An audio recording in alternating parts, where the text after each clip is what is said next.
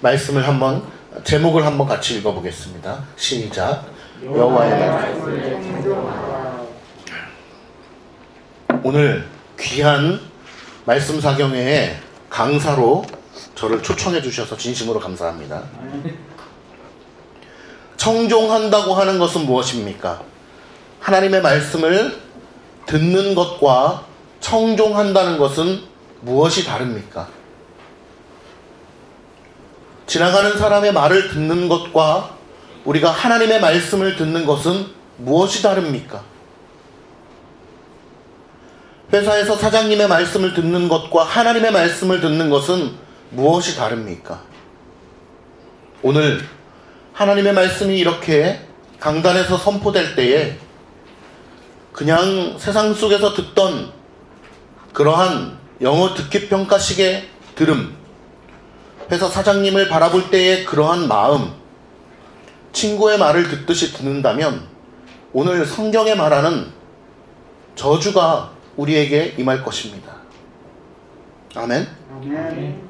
그러나 하나님의 말씀을 청종하는 자에게 하나님의 복이 임할 줄 믿습니다. 청종한다고 하는 것은 들을 청자에 좇을 종자입니다. 듣고 끝나는 것이 아니라 듣고 쫓는 것이죠. 듣고 행하는 것입니다. 그러면 우리는 대번에 이렇게 지혜롭게 생각할 것입니다. 듣고 생각하고 가슴에 새길 뿐만 아니라 그것을 곰곰이 기억하고 일주일 내내 우리의 삶 속에 그것을 적용하려고 생각하는 것입니다. 여러분, 우리는 부모의 말을 청종해야 될 줄 믿습니다. 아멘. 회사에서 직원으로서 사장님의 말씀을 청종해야 될 줄 믿습니다. 아멘. 또 친구 관계에서도 친구들의 말을 청종해야 될 줄 믿습니다. 그러나 그러한 차원에서 하나님의 말씀을 듣는다면 그것은 문제가 생길 수 있습니다. 우리가 하나님의 말씀을 듣는 것은 일반 세상 속에서의 청종과 다르다는 것을 알아야 됩니다. 왜 다른가?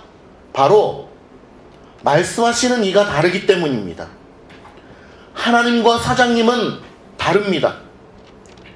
친구와 사장님은 같을 수 있지만 부모와 사장님 누가 더 귀한가요?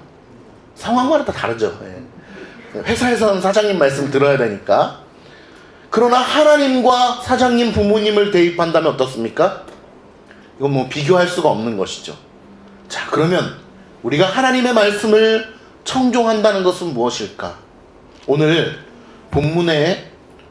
본문은 누구의 이야기죠? 거의 다 모세와 이스라엘 백성들. 오늘은 특별히 신명기 30장, 31장에 나오기 때문에 여호수아도 등장을 하는데, 모세가 하나님의 말씀을 어떻게 들었는가? 창출레민신, 특별히 신명기의 말씀 가운데 여호와의 말씀을 청종하라 라고 하는 주제는 대단히 일관적인 주제입니다. 이것은 우리가 어느 때는 하나님의 말씀을 좀 청종하고 어느 때는 좀 덜하고 할 수 있는 문제가 아니라, 하나님은 여전히 하나님이시기 때문에 그분의 말씀을 우리는 여전히 청종해야 됩니다. 늘 청종해야 되고 영원토록 하나님의 말씀을 청종해야 됩니다. 천국 가서는 어떨까요? 청종 안 해도 될까요? 여전히 하나님의 말씀을 우리는 귀담아 듣고 그분의 말씀 가운데 영광을 보게 될 것입니다. 오늘 말씀을 통해서 모세가 어떻게 하나님의 말씀 앞에 청종했는가, 또 이스라엘 백성들이 청종하지 않을 때에 어떠한 결과를 가져오는가, 내 삶 속에서는 하나님의 말씀을 어떤 심령을 가지고 청종하기를 원하는가를 한번 생각해 보기를 원하는 것입니다. 어린아이가 성장함에 있어서 한 가정이라는 울타리 속에 살게 됩니다. 누구의 말을 잘 들어야 될까요? 부모의 말을 잘 들어야 됩니다. 우리 어린이들 부모님의 말씀을, 엄마 아빠의 말씀을 잘 듣기를 축복합니다. 아멘. 우리 하은이, 하영이도 엄마 아빠의 말씀을 잘 듣기를 축복합니다. 그런 자녀에게 복이 있습니다. 우리는 회사 생활을 할 때 사장님의 말씀을 잘 청종하기를 바랍니다. 그러한 직원에게 복이 있습니다. 우리 성경은 늘 세상 가운데도 세워주신 권위 아래에 복종하는 것을 명하고 있습니다. 회사에서 사장님의 말씀에 청종하고 순종하는 것이 성경의 가르침입니다. 교회에서 바른 성도로서 우리가 성장해 나가려면 누구의 말을 잘 들어야 되겠습니까? 목사님의 말을 잘 들어야 됩니다. 때로는 이런 사람이 있어요. 에이, 뭘 목사님 말을 들어요. 하나님 말씀 들어야지. 성경 말씀 우리 봐야지. 에이, 목사님도 인간인데. 이런 생각은 바른 생각이 아닙니다. 하나님께서는 한 교회에 지도자를 세워주시고, 우리 임직예배 어제 했지만 지도자를 세워주시고, 그 지도자와 성도 간에 처리 방침이 업데이트되었습니다. 예, 처리 방식. 화면에서 개정된 내용을 확인해 주세요.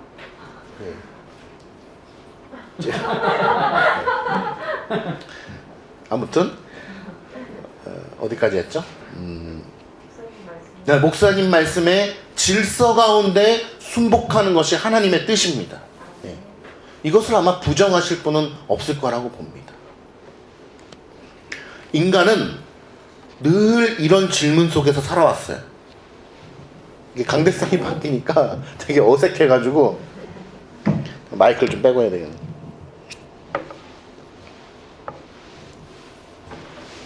인간은 늘 어떤 질문 속에서 살아왔냐 하면, 나는 어디로부터 와서 어디로 가는가 라고 하는 질문 속에서 살아왔어요. 그리고 그러한 물음 속에서 인간의 역사가 흘러왔고 철학이 발달을 했습니다. 철학, 영어로 뭔지 아세요? 필로소피. 이 원어의 뜻은 지혜라는 말이죠. 이 지혜라고 하는 철학의 출발점이 어디로부터 나왔냐면, 바로 나는 어디로부터 와서 어디로 가는가 라고 하는 질문으로 출발하여서 끝난다는 것입니다. 그러다 보니까 무엇을 생각할 수밖에 없냐면 신의 존재를 생각할 수밖에 없어요. 우리가 교회 역사 가운데 이제 철학자들도 배우게 되겠지만, 오후에 수많은 철학자들이 하나님의 존재를, 성경을 본 적이 없음에도 불구하고 철학이라고 하는 툴을 통해서 늘 신의 존재를 증명하는 데 애써왔습니다. 그런데 성경이 없이 신의 존재를 알 수 있을까요? 알 수 있죠. 일반 계시를 통해서도 우리는 신의 존재를 알 수 있다고 칼빈 목사님이 얘기했고, 우리는 그렇게 알고 있습니다. 그러나 신의 존재에 대하여 어렴풋이 알 수는 있지만 그분에 대해서 완전히 알 수는 없다는 사실을 우리가 잘 알고 있습니다. 혹은 어떤 사람들은 신의 존재를 부정하는 이론을 펼치면서 그 역사를 만들어 오기도 했다는 것입니다. 그러나 하나님의 말씀인 성경이 아니고는 그 무엇도 완전히 판명하게 드러낼 수 없다는 사실을 우리가 잘 알고 있습니다. 성경이 아니고는 그 어떠한 명확한 해답을 얻을 수 없다는 사실을 우리가 믿음으로 받기를 바랍니다. 아멘. 이 모든 것에 대한 해답을 주는 것, 우리는 어디로부터 왔고 어디로 가는가, 이러한 해답은 바로 성경을 통해서만 얻을 수 있다는 것입니다. 특별히 모세오경이라고 하는 이 귀한 5책을 통하여 우리는 하나님의 창조와 역사와 그분의 구원의 섭리를 잘 이해할 수 있을 것입니다. 하나님은 모세오경을 통하여서 당신께서 이 세상의 모든 만물을 지으셨고, 특별히 인간을 지으심으로 말미암아 그 인간에게 생명을 불어넣어 주셨고 구원의 길로 인도해 주신다는 사실을 우리에게 잘 깨달을 수 있도록 은혜를 베풀어 주고 있습니다. 특별히 한 민족을 택하셨고 그 민족의 모든 일들을 잘 인도하시면서 삼위 하나님을 계시하여 주셨죠. 그 역사를 기록하게 하신 하나님의 역사를 우리가 읽어보면 참으로 위대하고 영원하고 우리를 향한 사랑의 정말 우주적인 은혜를 베풀어 주셨다는 것을 알게 됩니다. 창세기 말미에 보면 어떤 얘기가 나옵니까? 요셉을 통하여 하나님의 택하신 백성들을 보존하시고 보호하시는 사건이 나옵니다. 요셉이 어디로 팔려가게 되죠? 애굽으로 팔려가게 되고 그 땅 가운데 총리로 세워주시고, 그런데 하나님의 선택된 백성들이 어려움을 겪게 됨으로 말미암아 그 형제들이 식량을 구하러 가게 되었고, 그러한 과정들을 통해서 하나님은 요셉을 통하여 당신의 백성들을 보존해 주셨다라는 거죠. 보호해 주심으로 말미암아 하나님의 구원의 백성을 써내려가셨다는 것입니다. 왜 보호해 주셨죠? 그 민족 가운데 누가 나실 거니까? 그리스도께서 그 민족 안에서 육체의 형상을 입고 이 땅에 오실 것을 하나님의 계획 가운데 있었기 때문에 그렇게 보호해 주시고 인도해 주신 것이죠. 그런데 하나님께서는 하나님의 아드님이신 예수 그리스도를 이 땅 가운데 성육신하여 보내실 계획이 있었음에도 불구하고 그가 태어나게 될 그 민족을 부강한 나라로 만드시지 아니하시고 늘 어려움 가운데 처하게 하셨습니다. 우리 생각 같아서는 부강한 나라에서 왕으로 태어나면 얼마나 좋았을까 이런 생각을 하지만 그렇지 않았다는 사실을 우리가 잘 알고 있죠. 저는 이 대목에서 여러분들이 하나님의 말씀을 청종할 수 있기를 바랍니다. 하나님께서는 이스라엘 백성들을 그렇게 애굽에서 요셉을 모르는 왕들이 등장을 하면서 이스라엘 백성들이 어떻게 되었습니까? 종의 신세로 전락하게 되었죠. 처음에는 굉장히 환대를 받았잖아요. 우리 요셉 총리의 가족분들이십니다 이러면서 환대를 받았지만 요셉을 모르는 왕들이 일어나면서 그들이 점점 쇠락하게 되었습니다. 왜 쇠락하게 되었죠? 그들이 너무 건강해가지고 아이를 너무 잘 낳는 거예요. 아이를 잘 낳는 축복이 우리 교인들에게 있기를 축복합니다.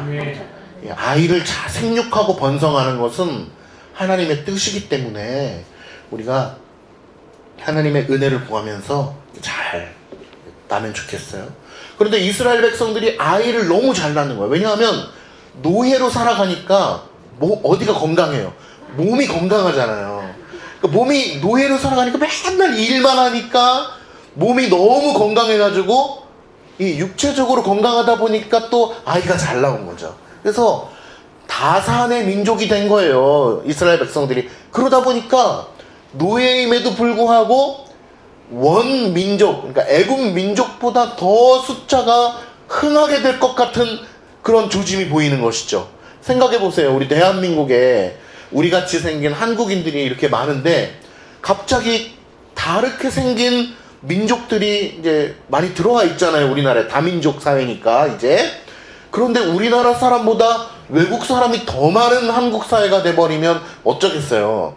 분명히 그 위협을 느낄 것입니다. 그럼 이 시대는 말할 것도 없죠. 지금은 글로벌 세대임에도 불구하고 그런 위협을 충분히 느낄 수 있는데 그 당시에 그러했으니 충분한 위협을 느꼈을 것입니다.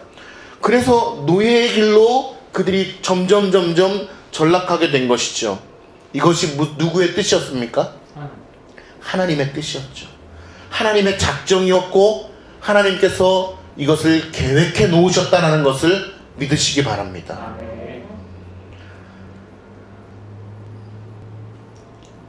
그러나 하나님께서 그것을 작정하셨지만 이스라엘 백성들이 동시에 패역했기 때문에 그러한 죄값을 치루었다라고 성경은 말하고 있습니다.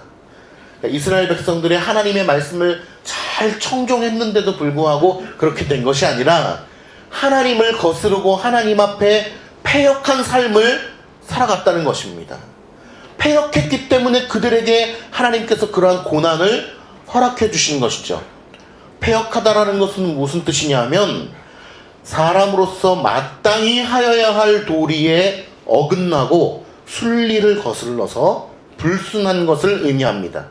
자녀가 부모의 말씀에 순종하지 아니하고 떠나는 것, 직원이 사장님의 말을 거역하는 것, 성도가 목사의 말을 순종하지 않는 것, 그 모든 것을 통틀어서 하나님의 말씀을 듣지 않는 것, 이것을 보고 우리는 패역하다라고 이야기합니다. 왜냐? 한 회사의 사원이 사장님의 말씀을 잘 듣는 것이 도리이죠. 자녀가 부모의 말씀을 잘 듣는 것이 질서이고 도리입니다. 교회도 마찬가지입니다.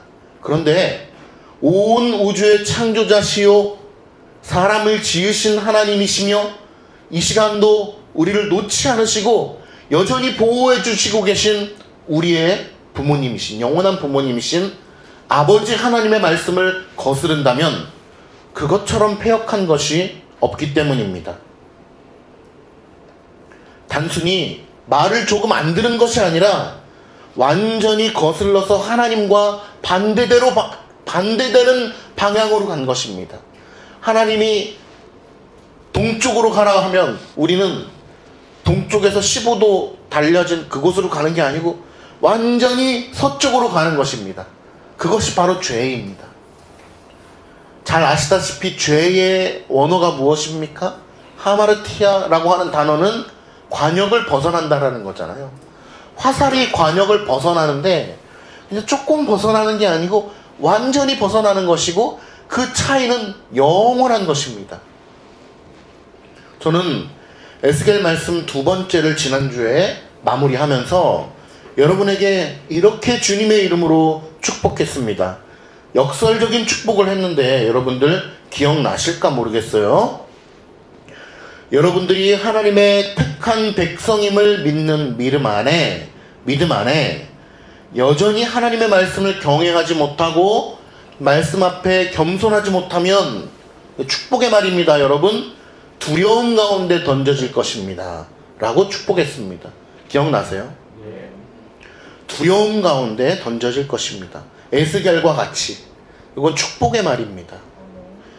여러분, 에스겔이 하나님의 명령을 바라시는 그 음성 앞에 두려움과 여호와를 경외하는 심령을 느끼며 그 말씀 앞에 납작 엎드려졌던 것처럼 여러분이 그 가운데 던져지기를 축복합니다. 하나님의 경외함을 알 수 있는 그 현장 가운데 여러분들의 인생이 던져지기를 간절히 축복해요. 그것이 때로는 고난일 수도 있고 때로는 성공일 수도 있습니다. 때로는 육체의 연약함일 수도 있고 때로는 육체의 건강함일 수도 있습니다. 저는 그것이 무엇인지 알지 못해요. 그것을 정하시는 분은 하나님이세요. 에스겔에게는 환상을 통하여 그분의 위대하심을 보여주셨어요. 제자들에게는 예수 그리스도께서 직접 함께 다니시며 말씀을 통하여 그 위대하심을 보여주셨어요. 사도 바울에게는 다메섹 도상에서 임재하여 주심으로 그분께서 말씀하여 주셨어요. 우리는 각 인생의 소명의 주체성을 중시 여깁니다.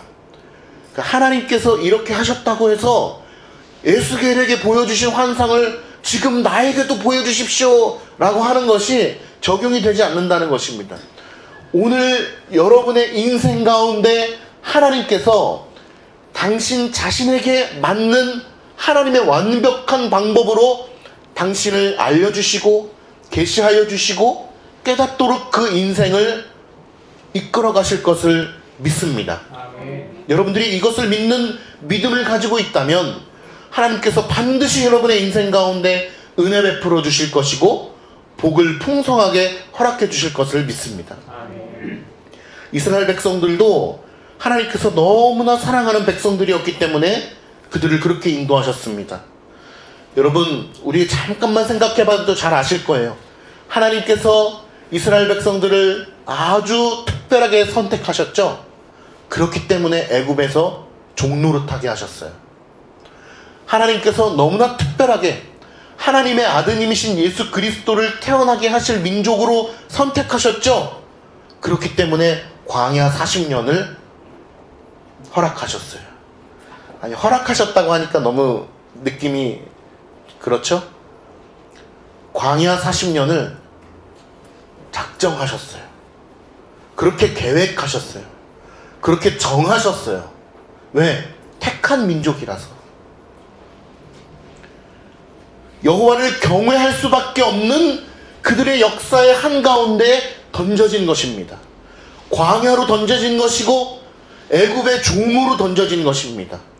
가나안 땅에 입성해서도 편안하게 삶을 누렸나요? 늘 전쟁했습니다. 싸워 이겨야만 했습니다. 택한 백성들이요, 우리는 편안하게 삶을 살아갈 생각을 하면 안 됩니다. 누구와 싸워야 됩니까? 늘 죄와 싸워 상한 심령으로 피 흘려 나아가야 되는 것입니다. 그러나 우리의 승리가 보장되어 있다고 성경은 우리에게 위로해주고 있습니다. 우리의 승리가 이미 쟁취되었음을 우리에게 말씀해주고 있는 것입니다. 그러니 택한 백성들의 삶의 여정은 얼마나 복되고 위로가 있고 소망이 풍성한 것입니까? 저는 하나님께서 택한 백성으로 말미암아 구원의 은혜를 허락해 주시는 우리 사랑가득 교회 성도님들에게 하나님께서 당신의 위대하심을 볼 수 있는, 여호와의 경외함을 누릴 수 있는 그러한 인생의 현장에 내던져지기를 축복합니다.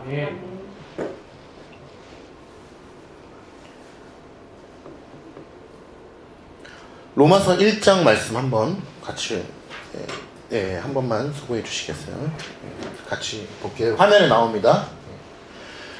한번 같이 읽어볼게요. 시작. 이를 인하여 하나님께서 저희를 부끄러운 욕심에 내어버려 두셨으니 곧 저희 여인들도 순리대로 쓸 것을 바꾸어 영리로 쓰며 이와 같이 남자들도 순리대로 여인 쓰기를 버리고 서로 향하여 음욕이 부릴 듯하며 남자가 남자로 더불어 부끄러운 일을 행하며 저희의 그릇됨에 상당한 보응을 그 자신에 받았느니라. 또한 저희가 마음에 하나님 두기를 싫어하매 하나님께서 저희를 그 상실한 마음대로 내어버려 두사 합당치 못한 일을 하게 하셨다. 여기까지 보세요. 하나님의 백성이 아닌 자들은 어떤 일이 일어납니까? 자, 하나님의 백성들은 그분의 계획 가운데 여호와를 경외할 수 있는 삶의 현장으로, 때로는 종으로, 때로는 광야로, 때로는 요셉처럼 국무총리로, 몰라요. 그 현장이 뭔지 저는 모릅니다. 하나님은 아실 거예요. 그리고 여러분이 모두 다 통째로 던져지는 것이 아니라 여러분의 각자의 인생 가운데 하나님께서 인도해 주시는 줄 믿습니다. 그런데 택하지 않은 백성들, 하나님의 자녀가 아닌 자들에게는 어떤 일이 일어날까요? 아무 일도 일어나지 않습니다. 그것을 오늘 로마서 1장에서 사도 바울은 뭐라고 표현하고 있냐면 내어버려 두사, 상실한 마음대로, 그러니까 타락한 인간의 자연성을 얘기하는 것이죠. 타락한 인간의 그 마음대로 자연스럽게 내어버려 두셨다라고 얘기합니다. 그러니까 어떠한 택하지 않은 백성에게 고난을 주시거나 뭐 축복을 주시거나 그런 얘기 있잖아요. 지금 이제 고인이 되었지만 삼성의 고 이건희 회장, 예수님 안 믿기 때문에 하나님께서 물질로 그를 그냥 두신 거라고 이런 얘기도 있는데 그게 아니에요. 그냥 내어버려 두는 것입니다.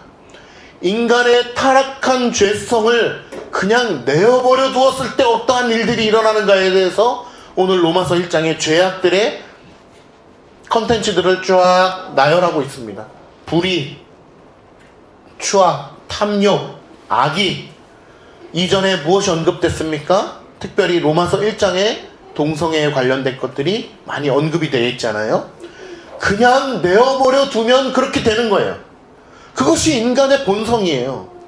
그러니까 어떠한 나쁜 마음을 먹었기 때문에 그렇게 된 것이 아니라 내버려 두면 그렇습니다. 우리 개혁신학은 인간의 본성을 역행하는 신학이라고 얘기하잖아요. 내어버려 두면 어떻게 됩니까? 그냥 인본주의적인 신앙으로 가게 되는 것이죠. 특별히 노력하지 않아도. 개혁신학은 여러분 노력해야 돼요, 안 해야 돼요? 그러한 의미에서 노력해야 되는 신학입니다. 알미니안주의 신학은 그러한 의미에서 노력하지 않으면 자연스럽게 갈 수 있는 평탄한 길인 것이죠. 하나님께서 내어버려 두셨다. 그런데 한 페이지 그냥 앉아 계세요. 예. 그 전에 보니까 저희가 마음에 하나님 두기를 싫어하매 라고 표현하고 있어요. 그들이 패역한 삶을 사는 거예요.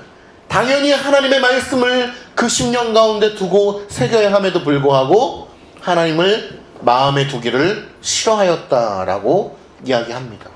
저는 여러분, 하나님께서 여러분들을 강력하게 붙잡아 주시기를 축복합니다. 아멘. 내어버려 두시는 것이 아니고 하나님께서 나를 붙잡아 주셔서 여호와를 경외할 수 있는 그곳에 내어 던져 주시기를 간절히 축복합니다. 아멘. 그것이 고난일 수도 있어요.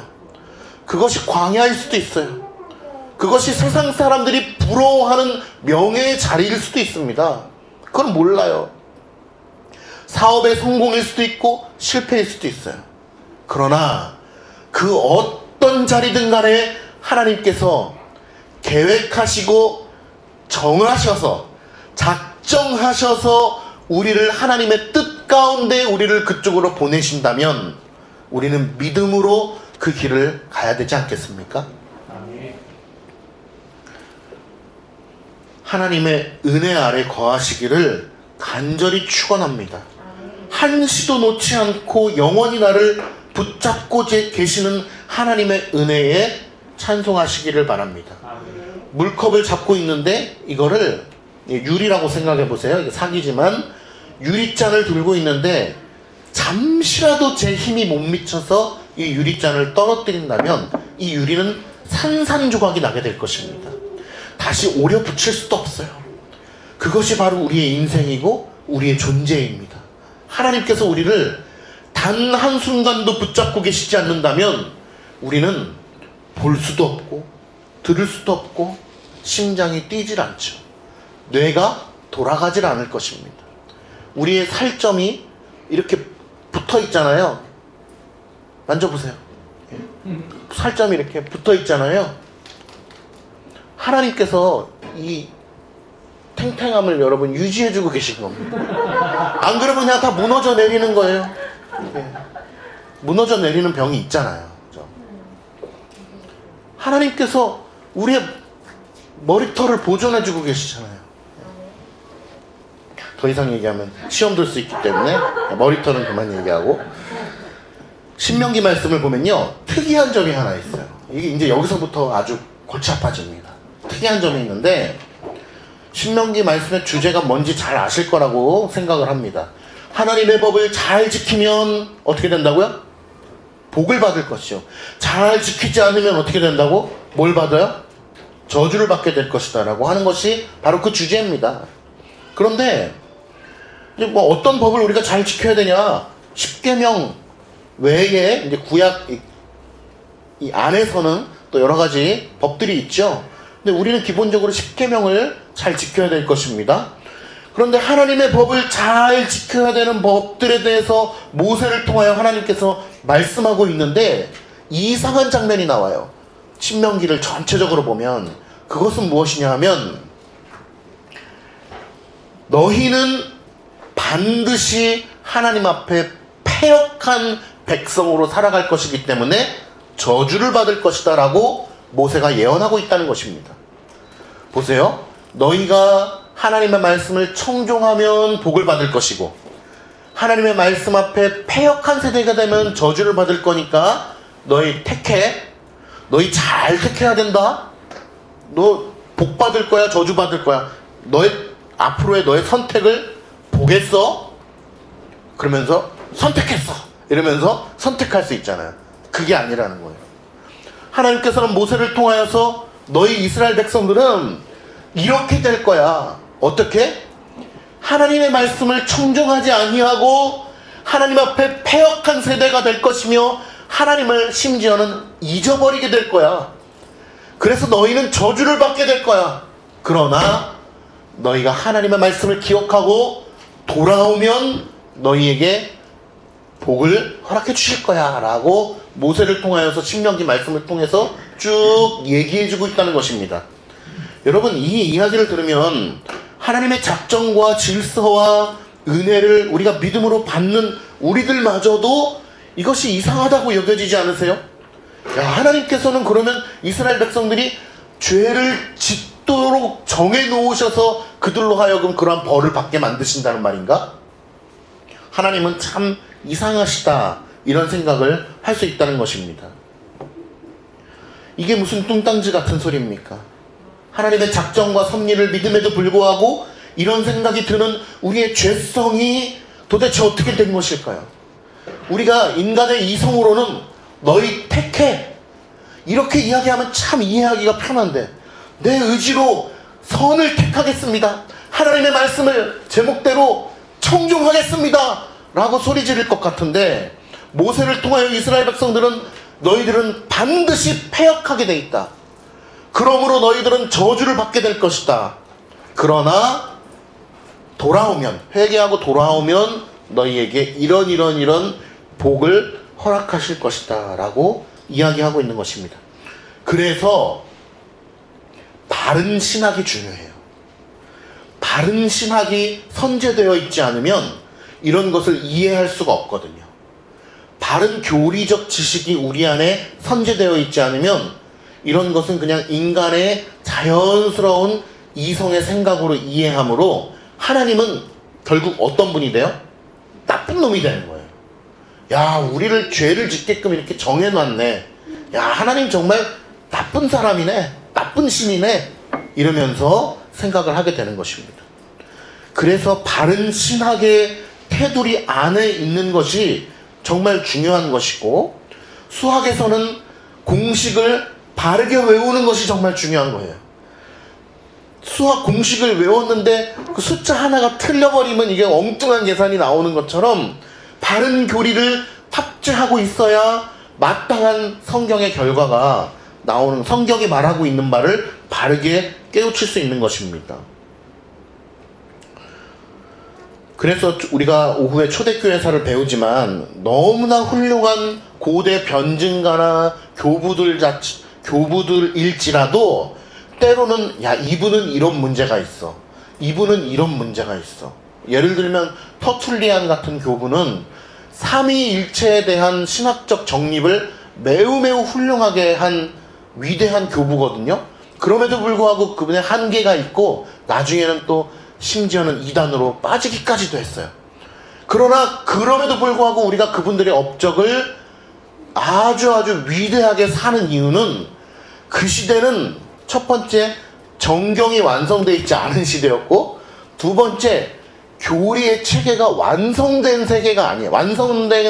완성된 시기가 아니기 때문에 그 정도의 어떤 미스테이크는 우리가 덮고 갈 수 있다라는 얘기를 오후에 한 적이 있잖아요. 그런데 지금 시대는 달라요. 지금은 정경이 완성되어 있고 계시가 종결되었고 교리적 체계가 완벽하게 성립이 되어 있는 세대를 우리가 살고 있기 때문에 그렇습니다. 그러면 여러분, 모세가 더 축복받은 거예요? 그런 의미에서 모세가 더 축복받은 걸까요? 우리가 복받은 걸까요? 우리가 복받은 거죠. 사도 바울이나 그 터툴리안이나 뭐 여러 가지 우리 이레니우스 배웠지만 교부들과 우리랑 비교했을 때 누가 더 복된 거예요? 우리가 복된 거예요. 우리는 계시가 종결된 시대를 살아가고 있고, 그러니까 성경이 완성된 시대를 살고 있고, 역사를 통하여, 우리가 늘 역사적 개혁신학 얘기하잖아요. 역사를 통하여 교리가 확립된 시대를 살아가고 있기 때문에 가장 완성도 높은 성경의 지식체계를 배우면서 살아갈 수 있는 것입니다. 그러니까 참 복된 거예요, 우리는. 그럼에도 불구하고 바른 신학이 탑재되어 있지 않으면 오늘 하나님께서 너희는 반드시 패역하게 될 것이다, 그러므로 너희들은 저주를 받게 될 것이다 라고 하신 하나님의 말씀을 이해할 수가 없는 것입니다. 저는 오늘 바른 신학을 탑재한 우리 복된 사랑가득교회 교우들이 이 말씀을 바르게 이해하고 믿음으로 받는 시간이 되기를 축복합니다. 네. 질문을 하나 드려볼게요. 하나님의 계획은 완전하십니까? 네. 한 가지 더 드려볼게요. 하나님의 계획은 한치의 오차도 없으십니까? 네. 우리의 눈에는 때로는 이해가 안 가고 때로는 악한 것처럼 보일지라도 그 하나님의 역사의 흐름이 선합니까? 아멘. 여러분들에게 고난이 올지라도, 전쟁이 일어날지라도, 아멘. 내 자식이 피해를 볼지라도 그것이 하나님의 역사 가운데 선한가요? 아마 이러한 대답을 잘 알고 계실 것입니다. 그렇기 때문에 우리 복된 사랑 가득 교회는 성경을 바로 볼 수 있는 눈을 이미 탑재하고 계신 거예요. 만원경으로 우리가 그 판문점 같은 데 가면 북한을 쫙 보잖아요. 만원경으로. 근데 만원경을 쫙 보고 있는데, 만원경을 보고 있는데 그 가까이 보여야 되는데 누군가가 안 보여요, 안 보여요, 이게 안 보여요 그러는 거예요. 알고 보니까 만원경을 거꾸로 쓰고 있는 거예요. 그러면은 돼요, 안 돼요? 볼 수가 없는 거예요. 그러나 제대로 된 성능이 좋은 만원경을 가지고서 적의 이 동태를 우리가 살펴봐야 그것이 보이는 거란 말입니다. 그러니까 오늘 우리 사랑가득교회 교우들은 아주 성능이 좋은, 최고로 성능이 좋은 망원경을 끼고 여러분 성경을 바라보고 있는 거예요. 그러니까 얼마나 복된지 모릅니다. 그러면 또 한 가지 질문을 드려볼게요. 인간은 완전합니까? 타락 이후의 인간의 본성은 선을 택할 수도 있고 악을 택할 수도 있는 존재입니까? 아니면 오로지 악한 것밖에 모르는 존재입니까? 그렇죠. 역시 칼빈주의 5대 교리를 배운 성도들은 달라요. 우리에게 선을 행할 의지와 능력이 있습니까? 없습니까? 전혀 없죠. 그렇다면 우리는 하나님의 작정과 섭리에 대한 답을 쉽게 내릴 수 있어요. 제가 말씀드렸던 하나님께서 이스라엘 백성들 너희들은 반드시 패역하게 될 것이므로 저주를 받게 될 거야 라고 하는 하나님의 역사적 흐름과 작정을 우리는 쉽게 이해할 수 있는 것입니다. 그것이 선합니까? 아니, 그 하나님께서 너희들은 반드시 패역하게 될 거야, 저주를 받게 될 거야 라고 모세를 통하여 말씀하신 것이 선합니까? 그렇게 계획하신 것이 선합니까? 선해요. 우리는 그것을 믿음으로 받는 자들입니다.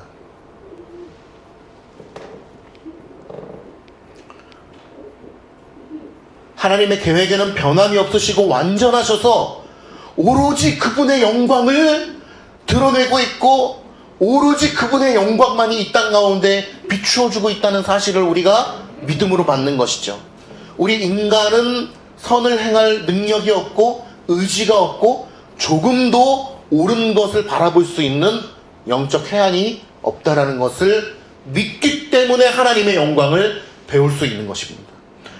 내 안에 선한 것이 조금도 없다, 내 안에 빛이 나는 영광이 조금도 남아있지 않다라는 것을 깨닫는 순간 하나님의 영광을 배우게 되는 거예요. 그 나의 전적인 타락을 내 심령 가운데 완전히 깨달음으로 말미암아 나의 죄가 얼마나 더럽고 패역한 것인지를 깨닫는 순간 하나님의 은혜를 필요로 합니다. 근데 그것을 깨닫지 못한 자들은 하나님의 은혜가 별로 절실하지가 않아요. 한번 예배 나올 때 그냥 나오는 거죠. 하나님의 은혜가 별로 필요가 없어요. 내 안에 죄가 얼마나 패역한지를 모르니까. 하나님께서는 당신의 백성들을 인도하시는 위대한 섭리요 방식으로 이스라엘 백성들의 패역을 작정하셨습니다. 이스라엘 백성들의 광야 40년을 작정하셨습니다. 이스라엘 백성들의 종노릇하는 그 수백 년의 시간을 작정하셨습니다. 그 방식이 선한 것이요, 가장 완전한 것이요, 가장 흠잡을 데 없는 하나님의 완전하시고 영원하신 방식이요, 방법인 것입니다. 그 타이밍까지 하나님께서 정하시는 거죠. 그러면 우리는 이런 질문을 할 수 있어요? 왜 하나님께서 꼭 그렇게 하셔야만 했느냐? 그 영화 해바라기에 그 김래원이 그 하는 대사를 여러분들 아실지 모르겠어요. 꼭 그렇게 다 가져가야만 했냐? 이러면서 소리치는 그 영화의 대사가 있습니다. 우리는 그렇게 질문해요, 늘. 하나님, 그러면 꼭 그렇게 하셔야만 했습니까?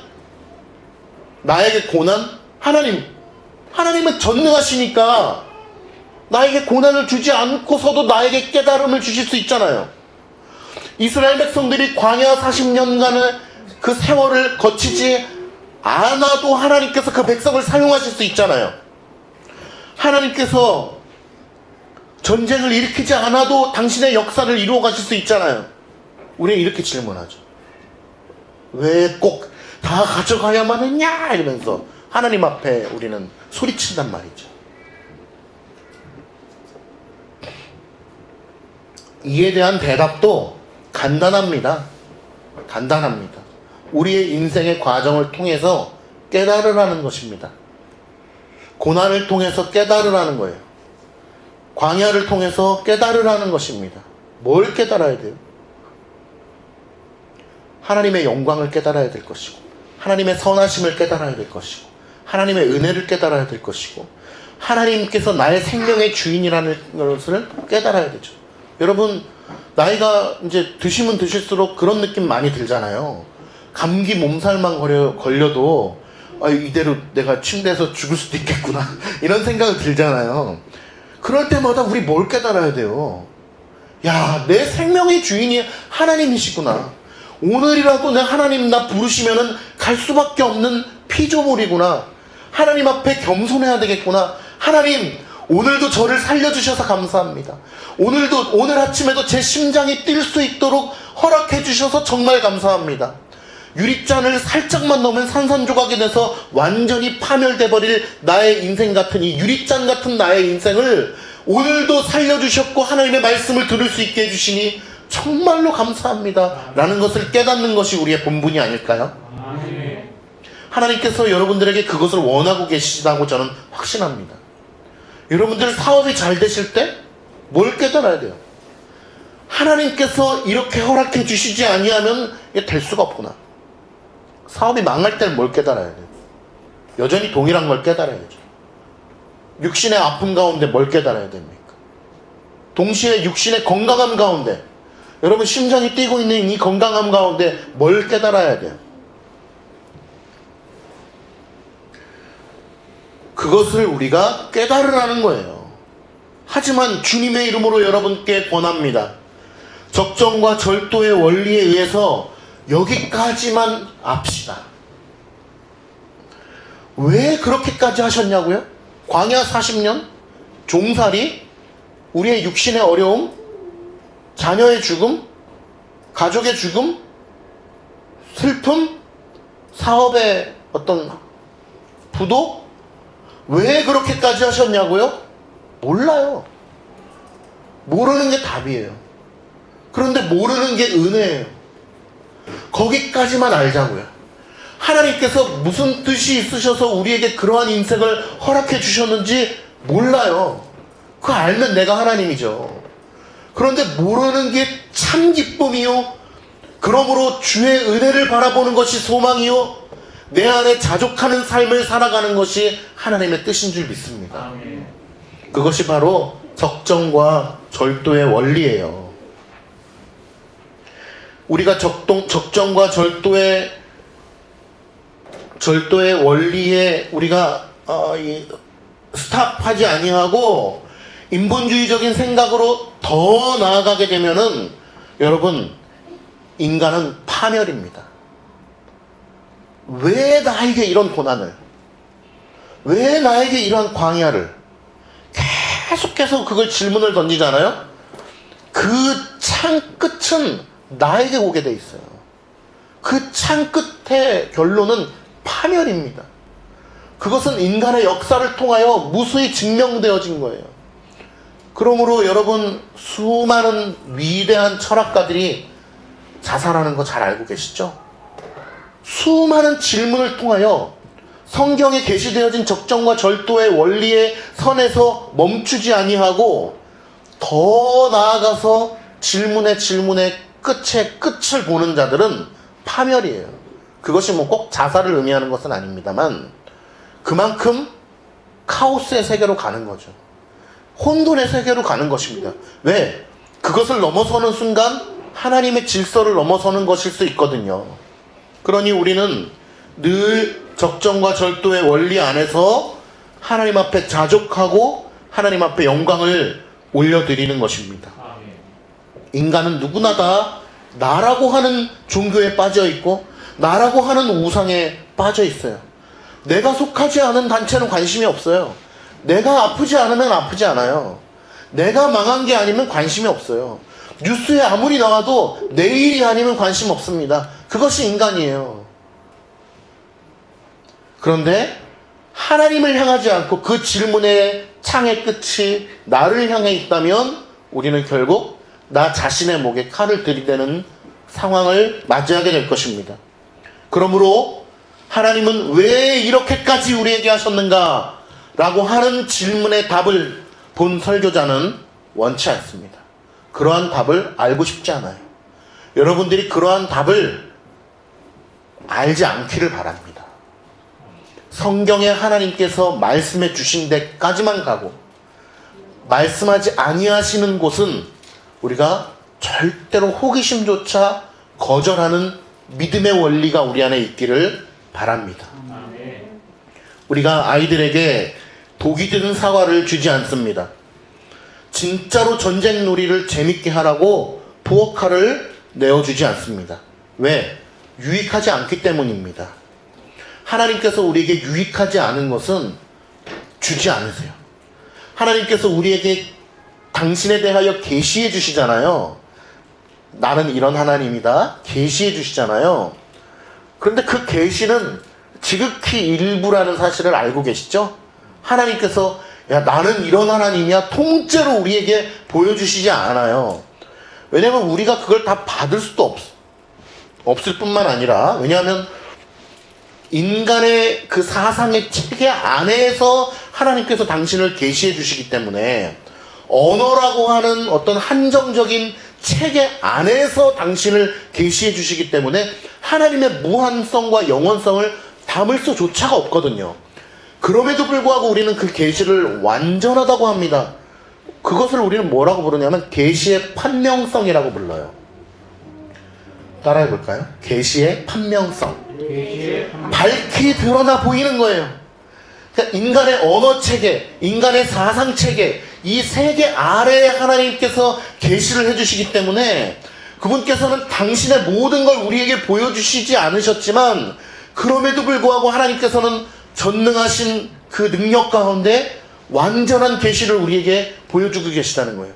자연 만물을 통하여 역사와 흐름을 통하여 일반 계시 모든 걸 통틀어서 그리고 특별히 특별 계시인 성경을 통하여 당신의 백성들에게 깨닫게 해주셨다는 거예요. 왜 특별 계신지 아시죠? 특별해서 특별 계신데 왜 특별한지 아시죠? 비밀스러운 거잖아요. 당신의 백성들에게만 깨달아지잖아요, 이게.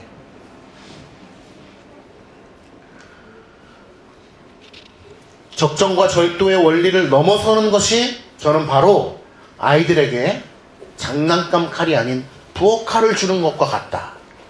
나쁜 곳에, 위험한 곳에 가지 않기를 진심으로 축복합니다.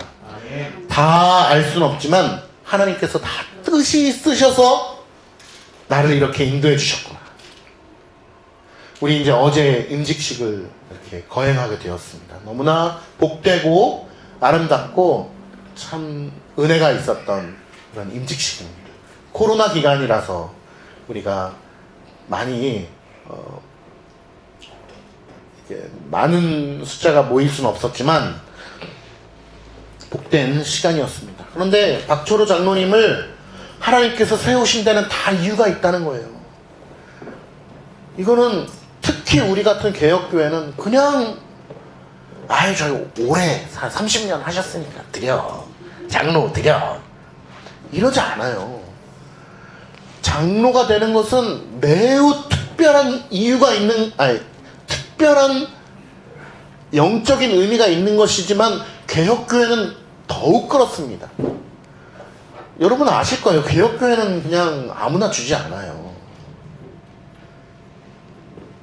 하나님께서 특별히 세우셔서 이 교회의 지도자로 세우신 줄 믿습니다.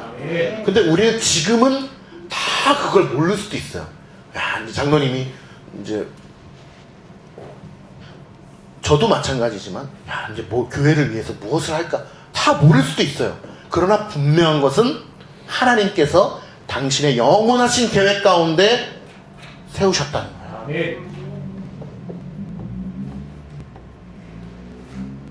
우리 안수 집사님도 마찬가지.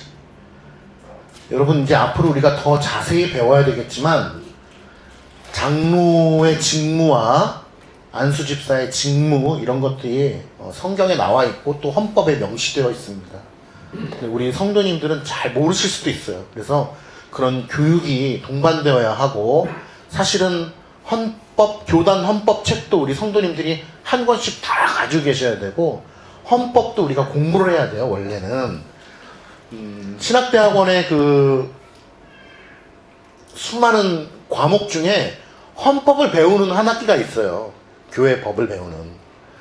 그래서 그러한 법을 잘 알아야. 그래서 헌법 교수님들이 그런 말씀 해주셨죠. 법대로만 하면은 문제가 없다. 이런 얘기를 자주 해주셨었는데 우리 성도님들이 그런 것들을 잘 알고 장로님의 직무가 무엇인지. 아유 이제 장로님 됐으니까 여기 화분 좀 옮겨주셔. 이런 거 안 되는 거예요. 물론 옮길 수 있죠. 물론 옮길 수 있는데 장로의 직무가 있다는 거예요. 성경에 명시되어 있고 헌법에 명시되어 성경에 가르치고 헌법에 명시된 목사도 마찬가지고요. 그러므로 그리스도께서 내가 보지 않고는 믿을 수 없겠노라 라고 얘기했던 예수님의 제자 누구죠? 도마에게 나타나셔서 예수님께서 뭐라고 말씀하셨습니까?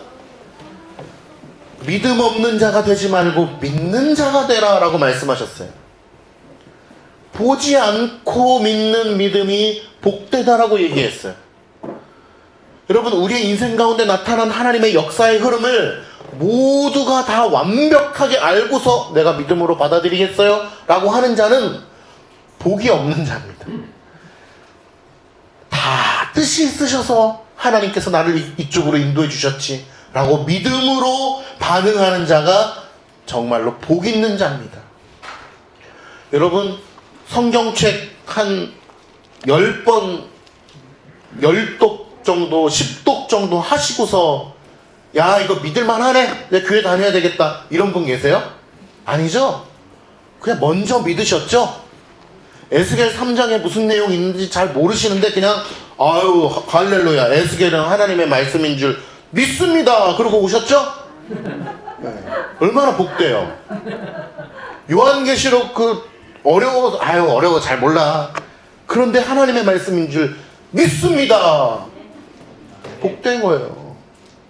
그것이 바로 하나님의 믿음의 중요한 원리예요.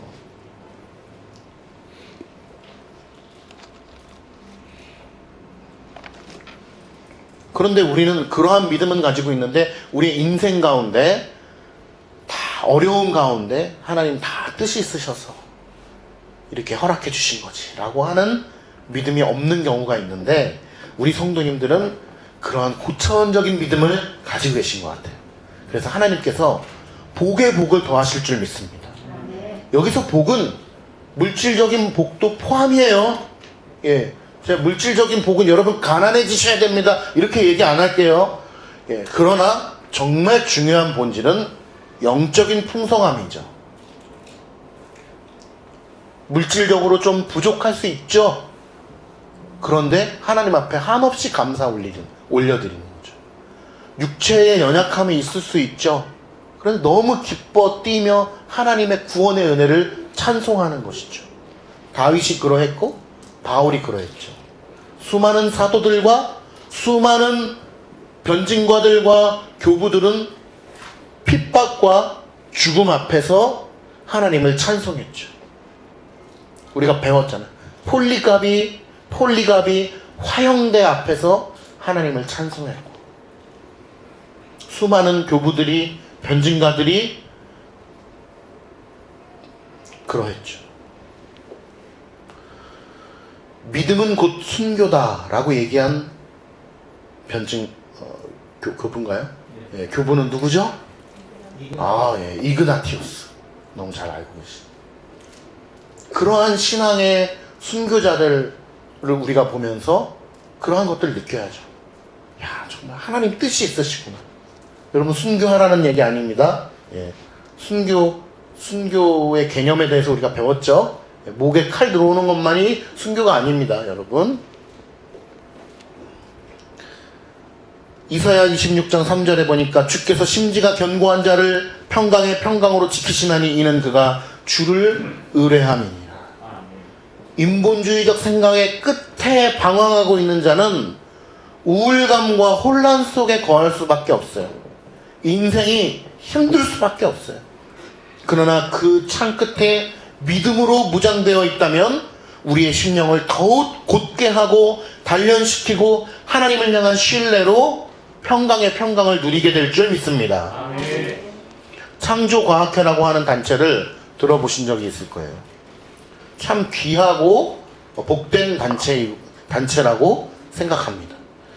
성경에 기록된 역사적인 사실들을 과학적으로 유추하거나 증명해내어서 하나님의 말씀에 기록된 여러 가지 역사적 사실들이 허구가 아니다, 실제로 일어난 일들이라고 하는 것을 과학적으로 믿지만, 그분들도 믿지만 과학적으로도 증명해내는 귀한 일들을 하는 과학자들의 모임으로 출발한 것으로 제가 알고 있습니다. 예를 들면 노아의 홍수가 일어났잖아요. 근데 그 홍수가 얼마나 큰 규모의 홍수였느냐, 이런 것들을 좀 과학적으로 유추해 보는 것이죠. 홍수라고 하면 우리는 어떻게 생각합니까? 아유, 이 포일동 혹은 뭐 의왕시, 안양시, 석수동 하천이 넘쳐 흘렀대, 거기 뭐 수천 가구가 뭐 좀 잠겼대, 이렇게 생각을 하잖아요. 근데 그것이 아니다라는 것을 이제 창조과학에서 이야기를 해서 지구 전체, 인터스텔라 같은 영화 보셨어요? 지구 전체를 덮어버리는 그런 홍수였음을 과학적으로 이야기하고 증명해내는 뭐 그런 거를 하는 단체입니다. 아주 귀한 단체예요. 그런데 이렇게 귀하다고 얘기하는 것은 무언가를 얘기하려고 하는 거겠죠, 제가? 그런데 때로는 이 창조과학회의 그러한 이 사실들이 불신자들을 전도하는 데 귀한 도구가 되기도 하죠. 그리고 믿음 있는 자들에게는 그 믿음을 더 구체적으로 밝혀주기도 하고, 믿음 있는 자들에게 또 믿음의 확실성을 더해주는 역할도 하는 것으로 알고 있습니다. 그런데 문제는 우리가 근본적인 삼위 하나님의 역사와 일하심과 계시와 능력과 섭리를 말하는 데 있어서 과학적 지식으로 그것을 믿을 수는 없다는 거죠. 우리는 그저 그것을 믿는 믿음으로 믿는 것이지 과학적 지식이 있기 때문에 믿는 건 아니에요. 그러므로 저는 창조과학회의 그 귀한 사역은 참된 믿음을 가지고 있는 성도들에게는 참 유익하다고 봐요, 저는 개인적으로.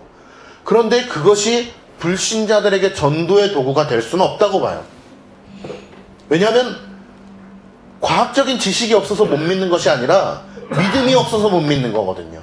그 믿음은 오로지 하나님으로부터 나오는 믿음의 선물로만 가능하다는 것을 우리가 잘 알고 계실 겁니다.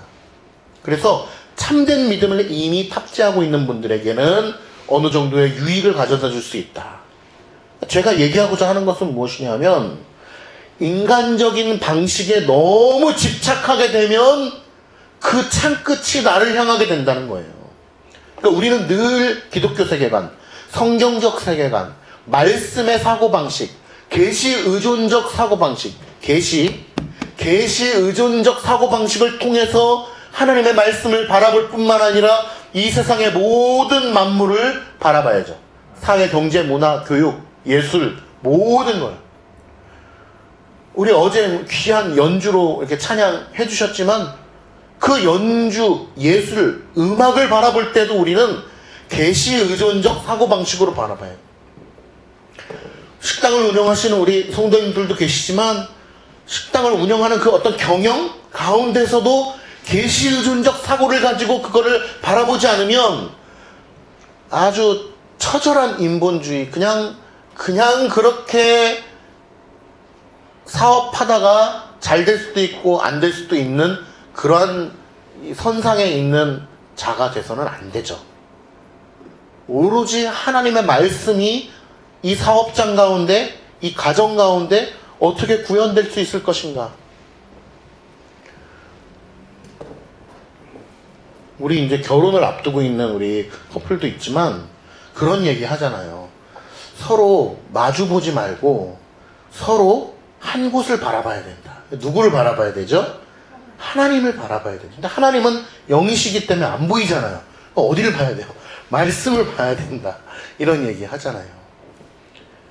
그런 계시회전적 사고, 기독교적인 세계관을 가지고서 이 땅을 바라보지 않으면 안 된단 말입니다. 우리 정민 형제도 있지만 지난번에 얘기해 줬잖아요. 학교에서 선생님은 교회 다녀 라고 얘기하면 안 된다면서. 예. 그런 시대를 우리가 살아가고 있잖아요. 얼마나 이 참 딱딱한 시대를 살아가고 있는지 몰라요.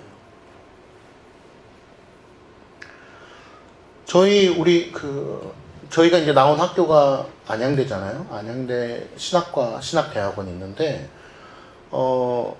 지금은 아니고 옛날 총장님이 계세요. 옛날에 제가 신학대학원에 다닐 때 총장님이 계신데, 그 총장님은 참 멋진 분이셨어요. 멋진 분인데, 이 자유주의 신학의 흐름 안에 있는 교회의 장로님이셨어요. 총장님이. 믿음은 좋죠. 그런데 그 신학의 흐름이 이 자유주의 신학 안에 있는 아주 리버럴한 신학 안에 있는 교회의 장로님이셨어요.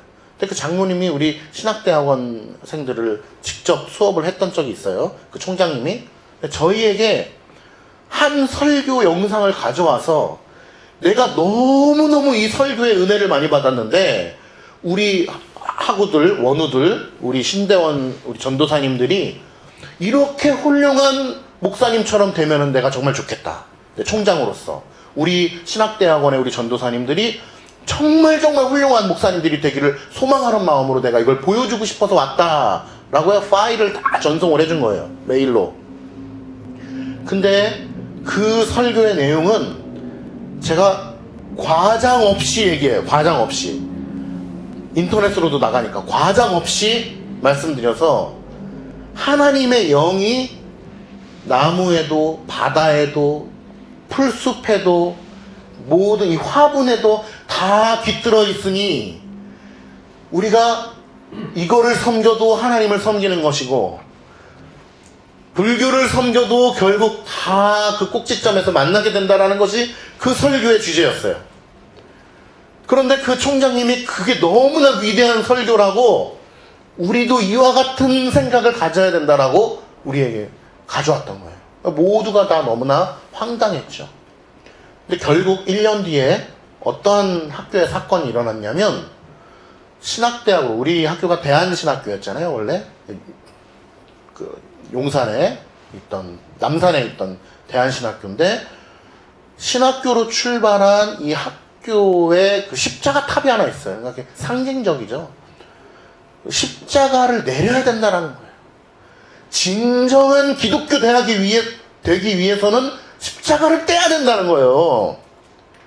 진짜 훌륭한 기독교 대학이 위해서는. 그리고 채플 시간이 있죠. 학부 대학생들이 다 예배를 드리잖아요. 그리고 교직원 예배도 있어요. 우리가 진짜로 훌륭한 기독교 대학이 되기 위해서는 기도하고 나서 예수님의 이름으로 기도드립니다를 빼야 된다는 거예요. 그래가지고 교직원 예배 때 예수님의 이름으로 기도합니다를 금지했어요. 교직원 채플 때. 그래가지고 그 당시 교목실장님이었던 교수님이 저랑 친한 교수님이신데 교직원 채플을 없애버렸어요. 그냥 총장님이 이거 명령으로 예수님의 이름으로 기도합니다를 하면 안 된다라고 명령을 내려버린 거예요. 기도는 하되 예배는 드리되. 그래서 교목실장님이 이거는 안 된다. 총장님 안 됩니다. 이거는 안 됩니다. 그런데 총장님의 주장은 정말로 훌륭한 기독교 대학이 되기 위해서는 다른 종교도 품어야 된다. 그리고 너무너무 이 한 곳에 국한되면 안 된다라는 주장과 신념이 강했어요, 그분이. 결국에는 이 비리로 저기 어디 가셨어요. 가셨는데 제가 얘기한 거는 그분이 이제 총장으로서는 뭐 잘하셨는지 모르겠지만 이러한 계시 의존적인 사고를 가지고 있지 않은 자의 말로가 얼마나 위험한 것인가. 바른 신학 안에 있지 않은 사람들의 말로가 얼마나 이 낭떠러지에 서 있는 난간과 같은가라는 것을 보여주는 거예요. 대롱대롱 매달려서 언제 떨어질지 모르는 유리잔과 같은 거예요. 인본주의적 생각의 끝은 바로 그러한 모습인 겁니다. 그러므로 여러분, 우리 사랑가득교회가 정말 제대로 된 만환경을 쓰고서 성경을 바라봐야 되고 이 세상을 바라봐야 돼요. 그것을 어려운 말로 우리는 계시 의존적 사고, 계시 의존적 사색이라고 부릅니다. 혹은 좀 더 쉬운 말로 기독교 세계관, 기독교적 가치관, 이렇게 부르는 거예요. 우리는 요한복음 강해의 말씀을 통해서 일관된 주제 속에서 생각했던 바인데, 하나님께서 믿음을 불어넣어 주시지 않는다면 우리는 하나님의 말씀을 깨달을 수가 없어요. 그러니까 아이들이 이렇게 같이 예배 드리는 것은 그 말씀을 믿기 때문이에요. 만약에 우리의 지성의 수준으로 인하여서 말씀을 이해할 수 있다면 아이들은 아이들 수준에 맞춰서 가야죠. 근데 그게 아니라니까요. 어느 좋은 대학의 박사님이 온다 하더라도 하나님께서 그 심령의 문을 열어주시지 않으면 그걸 들을 수가 없는 거예요. 그게 믿음의 법칙이고 하나님의 섭리고 하나님께서 그렇게 역사를 하시는 겁니다. 그걸 믿으시죠? 여호와의 말씀을 청종하여 마음을 다하여 뜻을 다하여 하나님께 돌아오라고 오늘 본문에 말씀하고 있습니다. 그리고 돌아왔을 때 이러한 복을 주신다고 명시하고 있습니다. 교리라는 것이 참 중요하지만 머릿속으로만 알고서 끝난다면 그처럼 허망한 것이 있을까요? 우리가 형제를 사랑한다고 하지만 머릿속으로만 사랑한다면 그것처럼 얄팍한 게 있을까요? 하나님을 사랑한다고 하지만 머릿속으로만 사랑한다면 그것은 믿음이 아니라고 성경이 분명하게 말씀하고 있습니다. 행함이 없는 믿음은 믿음인데 어떤 믿음이라고 그래요? 죽은 믿음이라고 그래요. 죽은 믿음이 뭐예요? 믿음이 아닌 것도 아니고 믿음인 것도 아니고 애매한가요? 믿음이 아닌 거죠. 11절 말씀 볼게요. 신명기 30장 11절 말씀. 내가 오늘 내게 명령한 이 명령은 너에게 어려운 것도 아니요 먼 것도 아니라는 거예요. 하나님의 말씀을 잘 청종하고 그의 법을 잘 지켜야 되는데 이거는 어려운 게 아니다. 멀리 있는 게 아니다. 12절 보니까 하늘에 있는 것도 아니고 누가 우리를 위하여 하늘에 올라가서 그의 명령을 우리에게로 가지고 와서 적용시켜야 되는 것도 아니에요. 그저 우리 앞에 말씀 앞에 기록되어 있고 우리의 심령 가운데 새겨져 있다는 것입니다. 여러분, 하나님의 말씀을 잘 지키기를 간절히 축원합니다. 하나님은요 명료하신 분이에요. 하나님께서 우리에게 주시는 명령은 애매모호한 것이 아니고 불투명한 것이 아니고 아주 판명하게 드러나 있어서 심플리하게 우리에게 말씀하고 있다는 거예요. 그래서 하나님의 속성 가운데 하나가 바로 심플리가 있죠. 그건 뭐냐면 간단하다는 게 아니고 명료하다는 거예요. 명확하다는 거예요. 하나님께서 우리에게 주시는 명령은 어려운 게 아니에요. 불투명한 게 아니에요. 생각해봐야 될 것이 아니에요. 너무나 명료해요. 간단해요. 그리고 지향점이 분명합니다. 우리가 가야 할 발걸음이 너무나 명확하게 드러나 있는 것입니다. 그러므로 여러분, 하나님의 말씀을 잘 지킬 수 있기를 간절히 소망합니다. 우리의 인생도 그저 그런 운명 같은 인생이 아니에요. 제가 오늘 어떤 일 때문에 그 침례교회 유명한 목사님인데 TV도 많이 나오고 그런 이름이 잘 생각이 안 나는데 뭐 어떤 그 이름 잘 모르겠어요. 근데 박진례교 목사님인데 그 대전에 있나? 네, 그렇죠. 근데 장 누군데 잘 모르겠어요. 근데 그 설교를 제가 한 2편을 듣는데 정말 깜짝 놀랐어요. 왜냐하면 한때 굉장히 유명하셨잖아요. 뭐 TV만 틀면 나왔잖아요. 그리고 저도 참 많이 들었고 참 좋아했고, 그런데 오랜만에 이제 듣게 되었는데, 설교 2편을 듣게 되었는데, 주일 설교 2편을 듣게 되었는데, 일관된 주제가 뭐냐 하면은 여러분의 운명은 여러분이 개척해야 된다. 그래야 하나님이 도와준다는 거예요. 여러분의 운명은 여러분이 개척해야 되고, 노력해야 되고, 열심히 살아야 되고, 운명은 어떻게 될지 모른다라고 하는 얘기를 하고 있고, 그 인본주의의 끝이 정말 이렇게 갈 수밖에 없구나. 그분도 참 좋은 분인데, 훌륭한 설교자인데, 이 인본주의에 딱 이 시스템이 탑재되어 있으면 하나님은 없어요. 오로지 없어요. 오로지 인간의 결정, 인간의 운명, 인간의 열심, 인간의 선택만이 있을 뿐이에요.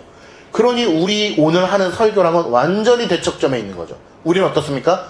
너희는 반드시 패역하게 될 거야. 그러나 적당한 때에 돌아오게 될 거야. 그때는 내가 복을 주겠어. 하나님께서 정해놓으셨단 말이에요. 왜? 선하시니까. 하나님만이 선하시고 그분의 계획만이 선하시기 때문에 그렇습니다. 오늘 모세가 마지막으로 백성들에게 이 말을 자주 합니다. 31장 6절에 보니까 강하고 담대하라, 두려워하지 말라, 그들 앞에서 떨지 말라. 이는 내 하나님 여호와가 그가 너와 함께 하시며 결코 너를 버리지 아니할 것이다. 우리는 유리잔을 들고 있다가 힘이 빠지면 떨어뜨릴 수 있지만 하나님은 그런 분이 아니에요. 하나님은 영원히 불꽃 같은 눈동자로 우리를 지키시고 우리의 안전을 보장하시며 우리의 영원한 소망 가운데 우리를 인도하시는 분이 바로 하나님이라는 것입니다. 저는 여러분 오늘 모세의 이 말씀을 통하여서 우리가 하나님을 신뢰하며 그 말씀을 청종할 수 있기를 바랍니다. 하나님께서 오늘 우리에게 말씀하세요. 너희들은 패역하게 될 거야 라고 말씀하십니다. 그런데 여러분 이 말씀을 우리에게 적용해 보겠습니다. 여러분의 인생은 하나님께서 작정해 놓으셨습니다. 그것이 위로가 되는 거예요. 이번 주에 제가 한 집사님을 만나게 되었어요. 다른 교회 집사님을 만났는데 너무나 참 여유가 있고 늘 기쁘게 봉사하고 그런 집사님이셨어요. 근데 인생 가운데 큰 어려움을 맞게 됐다는 사실을 알게 되었어요. 그거는 자식의 아픔이었어요. 자식이 육체적으로 많이 아프게 되셨어요. 이형 당뇨라고 하는 그런 병을 중학생 때부터 앓게 되어서 평생을 이제 어떤 자기 스스로 주사를 놔야 되고 군대도 뭐 그런 어려움 가운데 맞게 되었어요. 그런데 그러한 어려움을 이제 나누면서 함께 기도하고 그런 과정 가운데 그저 그렇게 운명 따라서 우리 아이가 살다 보니까 병을 얻은 거라면 도대체 누구를 원망해야 됩니까? 원망할 대상이 없죠. 나 자신이 자신에게 창끝이 향하는 거예요. 그냥 죽음이에요. 그냥 원망의 끝은 죽음이죠. 그러니까 죽음이라는 게 실제로 죽는다는 게 아니라 그만큼 이 혼돈 속에 간다는 거예요. 해답이 없으니까. 그런데 우리에게 해답이 있어요. 그저 그렇게 살다가 운명 가운데 아픔을 맞이한 것이 아니고 하나님께서 그 자녀의 인생 가운데 특별히 개입하셔가지고 하나님께서 허락 가운데 섭리 가운데 그 병을 허락해 주셨어요. 이유는 모르겠어요. 그런데 하나님께서 그의 인생을 다루어 가고 계신 것이 확실해요. 그렇지 않고는 그냥 내버려 뒀을 거예요. 그 자녀는 영재고등학교를 준비하고 있었어요. 너무 똑똑해서 평촌에서도 공부를 너무 잘해서 영재고등학교를 준비하고 있었는데 중학생 때 하나님께서 그러한 병을 허락해 주신 거예요. 다 포기하고 그 이야기를 우리가 30분 동안 이야기 나누는데 그 이야기의 결론은 뭔지 아세요? 차라리 내가 죽는 게 낫다. 아마 자녀를 다 기르시니까 아이가 아플 때의 그 찢어지는 가슴은 아마 다 이해하실 거라고 봐요. 차라리 내가 죽는 게 낫다. 너무 고통스러우니까. 그게 인생의 결론이에요. 그런데 우리는 거기서 더 넘어갑니다. 왜? 이 시련을 하나님께서 그냥 옜다 던져주신 게 아니에요. 태초부터 계획하시고 어떠한 뜻인지는 우리 잘 모르지만 뜻이 있으셔서 인생 가운데 깨닫게 하시기 위하여 그에게 그러한 시련을, 고난을, 연단을, 광야의 시간을 그 가정에게, 그 자녀에게 허락하셨다는 거예요. 그렇다면 우리는 고통 가운데 소망을 볼 수 있어요. 비단 그 친구의 아픔입니까? 여러분의 인생 가운데 그러한 아픔이 없어요? 다 있죠. 육신의 아픔도 있고, 심령의 아픔도 있고, 가정의 아픔도 있고, 자녀의 아픔도 있고, 또 앞으로도 있을 거예요. 그럴 때 우리는 소망을 가질 수 있다는 겁니다. 기도하겠습니다. 하나님 아버지, 오늘 신명기 말씀을 통해서 주의 말씀을 들었습니다. 하나님, 영광 가운데 임하시는 하나님의 그 섭리와 작정을 믿음으로 바라보게 하시고 주의 영광을 찬송하게 하옵소서. 예수님의 이름으로 간절히 기도드리옵나이다. 아멘.